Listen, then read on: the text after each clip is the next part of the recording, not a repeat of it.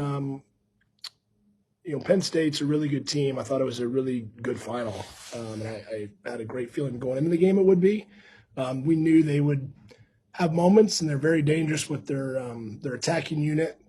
I thought we did a good job of limiting them for the most part. There were segments of the game I thought they were pretty dangerous, but I thought we did a good job of taking away some of the things they like to do really well, and that's Kuhn kind of dictating the game. And I thought we did a good job of limiting Blow You and some of the kid in Reedy in particular. I thought we did a good job on Reedy.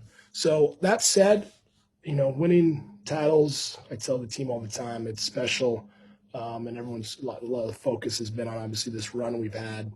But this one is the one that I'm excited about, and it's harder to do when the target gets bigger.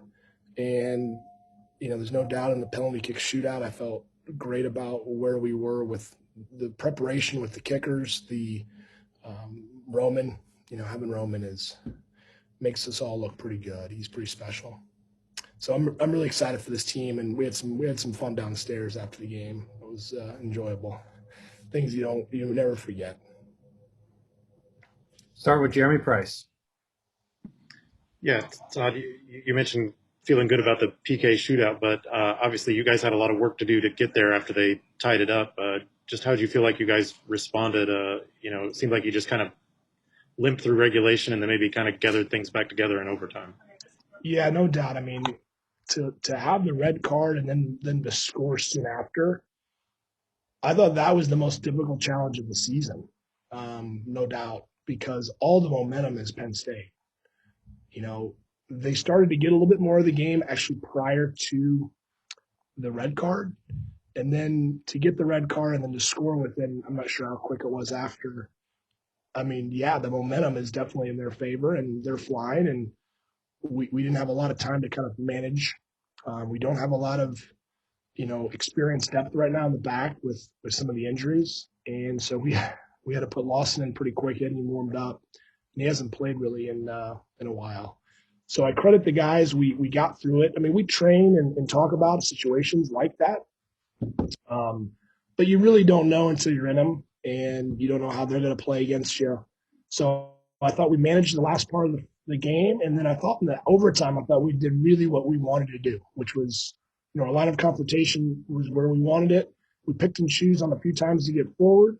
Would I say we're playing for penalties? No, but I wouldn't have been disappointed that we got there when you're down a man. And so I told the team, if we get to penalties, guys, we're in a great spot because of, one, the confidence that we have in our shooters and Roman. So, but don't bunker in and don't be, look forward when it's available, but certainly don't extend yourself. So I thought we did the overtimes really well as a unit. Evan? Yeah, Coach. Obviously, after that penalty, you guys had a big momentum swing. You kind of talked about it. What did you say to your team in that huddle going into overtime to kind of keep them focused on what the task at hand was?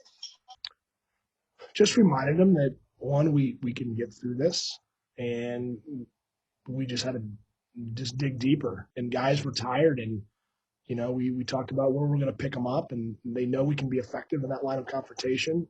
We have good sound defenders. We spend time with our attackers being able to handle defending moments, and so they're not lost when they get 30 from goal and have to defend a dynamic player. And I thought we, again, made it somewhat predictable on what we gave them. And then Roman and our defenders handled that pretty well.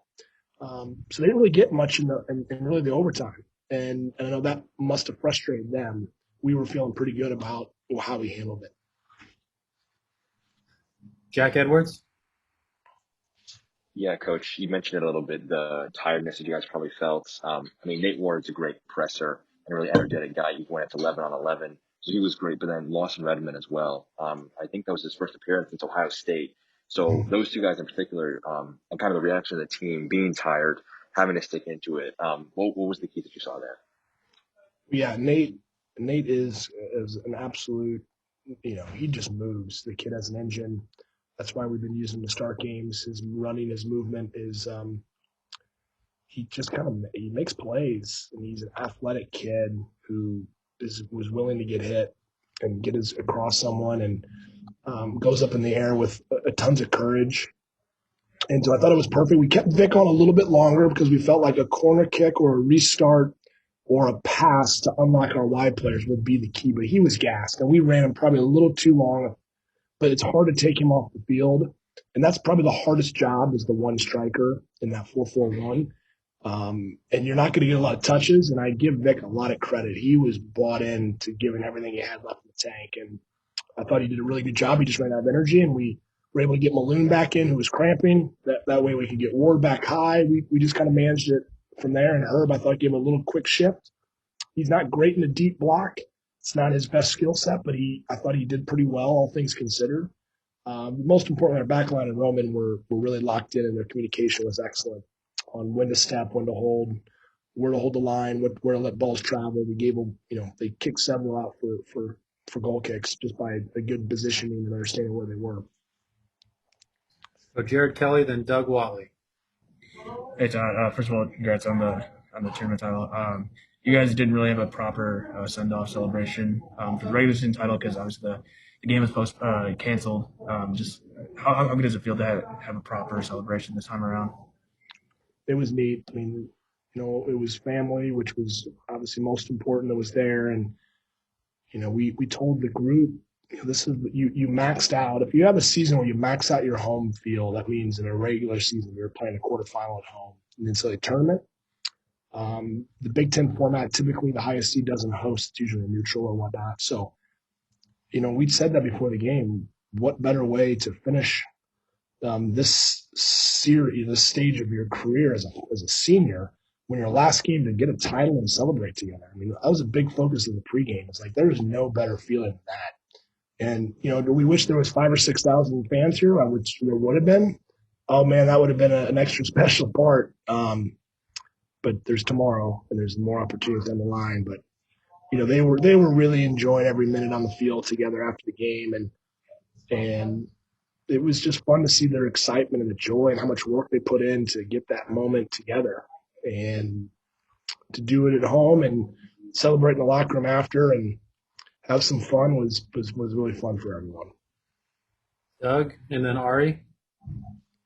Hey, Coach, you alluded to this a little bit, but not only did you lose Joey, the starting defender, but of course another one was Spencer a couple of games ago. So what does the way this other guy stepped up tell you about the back line from a culture standpoint as well? Well, I mean, we're very fortunate because we have good depth. For one, we have players that come here that, work hard and find their time when that comes. And we train every day with great purpose so that if they get that moment, they're ready. And Lawson, he's a true freshman, has been playing really well. He just has been hurt. So, he's been working hard to get back into the rotation and need him more than ever with Spencer's absence for the rest of the season. I mean, I told Brad and our athletic training staff, they were marvelous in getting Lawson back. It could not have been a better time because we would have really had some interesting shuffles to do with the man down and who we had available to us. Certainly, especially because AJ's fatigue, he was out of gas. We could have moved him in the back line, but his legs weren't moving as well as he wanted us. So we got through it, and Lawson did a great job, and everyone did a really good job. And it does show the depth and kind of the readiness and the focus and the confidence that our guys have when they go in the game. All right, Ari, and then we'll wrap up with Jeremy Price. Coach, first off, congratulations. I have kind of a two-part question. The first is, did you have any flashbacks to 2017 with the Michigan State shootout, round for round, save for save? It literally went exactly the same, and I kept thinking that. And then also, before 2016, you rarely won in PKs. You rarely won in overtime. I mean, I know I had never seen you do that, but since 2016, you've done this a lot. I think I've seen you win in PKs 4 times, in overtime 5 times. Even when I've not there, you've won many more times. So can you talk about both the fact that you had to flashback to MSU and then also how it's changed so much that you're now much better in the clutch at getting these overtime and PK wins that you didn't get for several years? Yeah, I mean, I think first and foremost, I would love to be a flashback moment with Michigan State.